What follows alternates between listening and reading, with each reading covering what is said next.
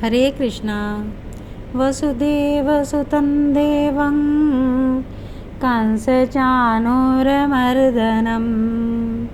देवकी परमानन्दं कृष्णं वन्दे जगद्गुरुं।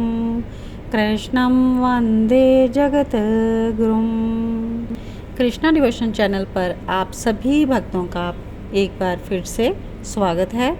आप सभी हरि भक्ति में आगे से आगे बढ़ते रहें, ऐसी हरि सभी की मंगल कामनाएं पूरी करें। वैशाख का मास अपनी पूर्णता की ओर है, तो आज के वीडियो में हम वैशाख मास की अंतिम 3 तिथियों की महत्वता के बारे में जानेंगे और ग्रंथ का उपसंहार भी श्रवण करेंगे। नारद मुनि जी और राजा अम्बरीश के संवाद के द्वारा हमने संपूर्ण वैशाख मास की कथा श्रवण की। तो श्रुतदेव जी कहते हैं कि वैशाख के शुक्ल पक्ष में जो अंतिम 3 त्रयोदशी से लेकर पूर्णिमा तक की तिथियां हैं ना, वो बड़ी ही पवित्र और शुभ कारक हैं। उनका नाम पुष्कारनी है। ये सब पापों का क्षय करने वाली है। जो संपूर्ण वैशाख में स्नान करने में असमर्थ हो, वह यदि इन 3 तिथियों को भी स्नान कर ले तो वैशाख मास का पूरा फल प्राप्त कर लेता है। पूर्व काल में वैशाख मास की एकादशी तिथि को शुभ अमृत प्रकट हुआ था। द्वादशी को भगवान विष्णु ने उसकी रक्षा की थी और त्रयोदशी के दिन श्री हरि ने देवताओं को सुधा का पान कराया था। चतुर्दशी को देव विरोधी दैत्यों का संहार किया और पूर्णिमा का दिन समस्त देवताओं को उनका साम्राज्य प्राप्त हो गया था। इसलिए देवताओं ने संतुष्ट होकर इन 3 तिथियों को वर दिया था कि वैशाख मास की ये 3 शुभ तिथियां मनुष्यों के पापों का नाश करने वाली और उन्हें पुत्र पोत आदि फल देने वाली होंगी।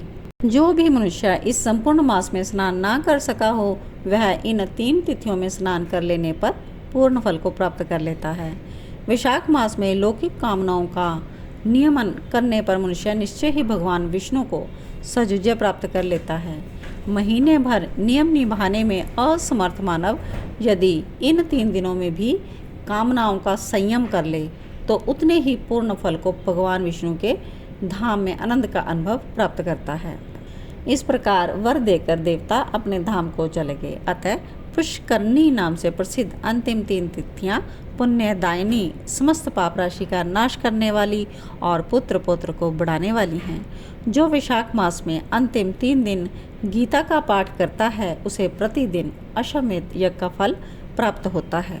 और जो तीनों दिनों विष्णु सहस्र नाम का पाठ करता है, उसके पुण्य का वर्णन करने में इस भूलोक तथा स्वर्ग लोक में कोई भी समर्थ नहीं है। पूर्णिमा को सहस्र नामों के द्वारा भगवान मधुसूदन को दूध से नहलाकर मनुष्य पापहीन वैकुंठ धाम में जाता है।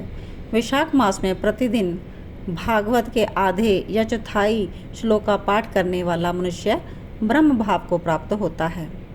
वैशाख मास के जो अंतिम 3 दिनों में भागवत शास्त्रों का श्रवण करता है, वह जल के कमल के पत्ते की भांति कभी पापों से लिप्त नहीं होता। उक्त 3 दिनों के सेवन से कितने ही मनुष्य देवत्व प्राप्त कर लिए हैं, कितने ही सिद्ध हो गए हैं और कितनों ने ही ब्रह्मत्व को पा लिया है। ब्रह्म ज्ञान से मुक्ति होती है।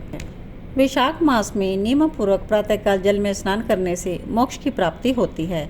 इसलिए वैशाख के अंतिम 3 दिनों में स्नान, दान और भगवत पूजन आदि अवश्य करने चाहिए। वैशाख मास के उत्तम महात्म्य का पूरा वर्णन रोग शोक से रहित जगदीश्वर भगवान नारायण के सिवा दूसरा कौन कर सकता है। इसलिए आप सभी वैशाख मास में दान आदि उत्तम कर्म का अनुष्ठान जरूर कीजिए।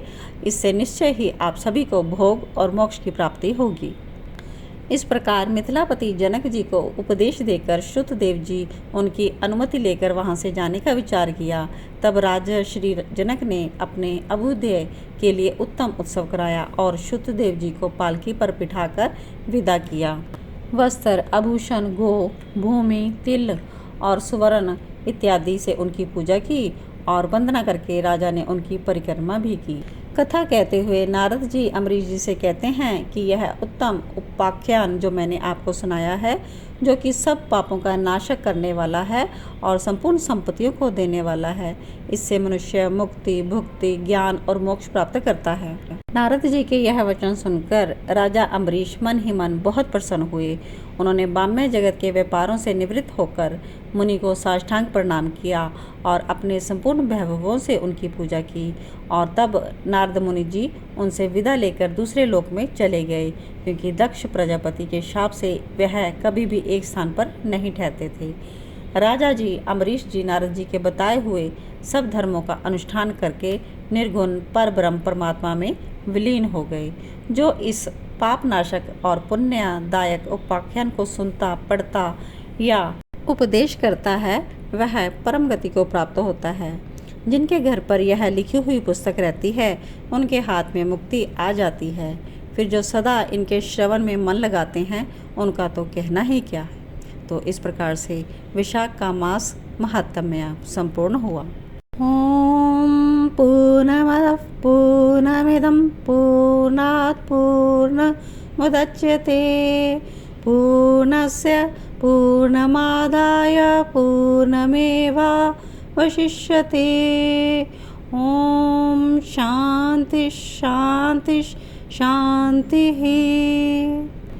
आप सभी ने संपूर्ण विशाख महात्म्य कृष्ण डिवोशन चैनल पर पूजा कृष्णादासी के द्वारा श्रवण किया। आप सभी भक्तों को साधुवाद और आप सभी का सप्रेम आभार।